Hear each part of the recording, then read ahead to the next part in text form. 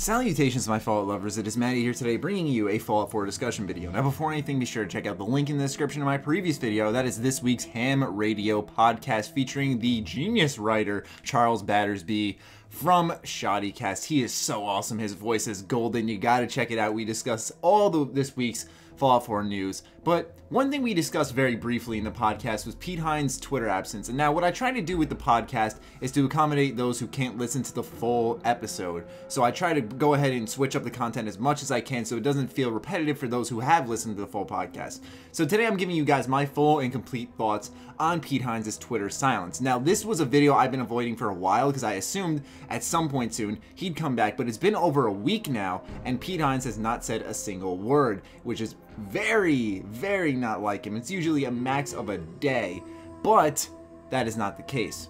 So when did Pete Hines go silent on Twitter?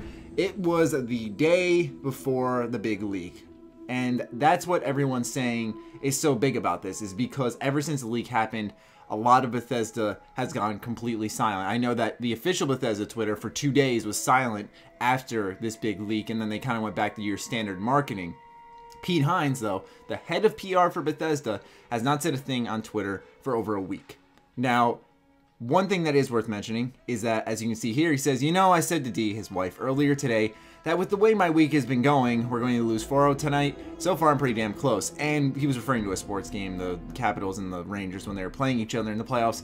And I'm not trying to get too into his personal life, and I'm just saying that it seems like he was having a bad week prior to this, and it seems like things kind of piled on, whether it be his sports team he's passionate about, or the project that his entire team, so to say his team, not really, but you get what I'm saying, a team he's been a part of for so long, this project that they've been hiding kind of just got unveiled. And so a lot of people have been asking me, let's talk about this Twitter silence, what's been going on there, and now that it's been over a week, I feel like something's up. I feel like what happened was that this kind of solidifies to a degree. I wouldn't say this is anything concrete because this is just speculation, but I would say to a degree this does solidify the theories that this leak is in fact real, like we all think it is. I know that it's almost 100% true, but there's still always that slight chance just because it hasn't come from Bethesda officially. Anyways, the reason why this is, I feel, is happening is because I feel after this leak, Bethesda told everyone just, okay, get off Twitter, get off social media. The internet has been screwing us over constantly with all these fake leaks and all these actual leaks that it's just, we're so close to E3 that I feel like Bethesda as a whole was just like, anyone who has a Twitter account, just get off. So I feel like we'll see Pete Hines back very soon, and probably with my luck as I upload this video today, at some point he will tweet something and this video will become irrelevant, which is in a sense a good thing. But for now, let's just discuss it as a whole, and I feel that what's happening is exactly that. Bethesda's just getting off of the internet so that they can avoid any further leaks. I feel like they're counting their blessings to a degree because the leak wasn't anything of the actual trailer itself. It wasn't anything specific, if you know what I'm saying. Like, we know now that there will be a cinematic trailer at E3. That's all we know. We didn't see what's in the cinematic trailer, where the game's set, which are huge things for Fallout.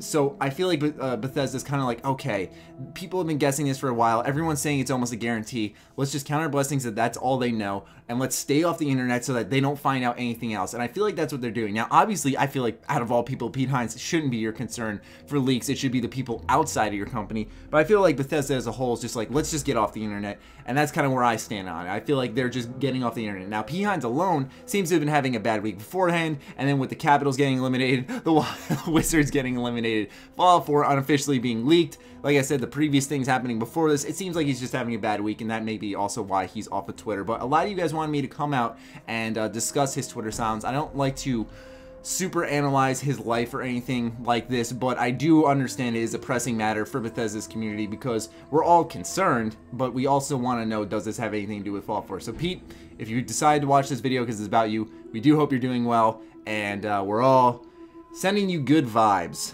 Hope everything's good. Anyways, I hope you guys have your questions answered. Let's leave the man alone now. Let him return to Twitter whenever he would like, but it is definitely worth discussing.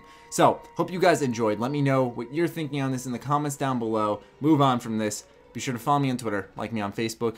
Stay sexy, stay active. I love you all. Peace.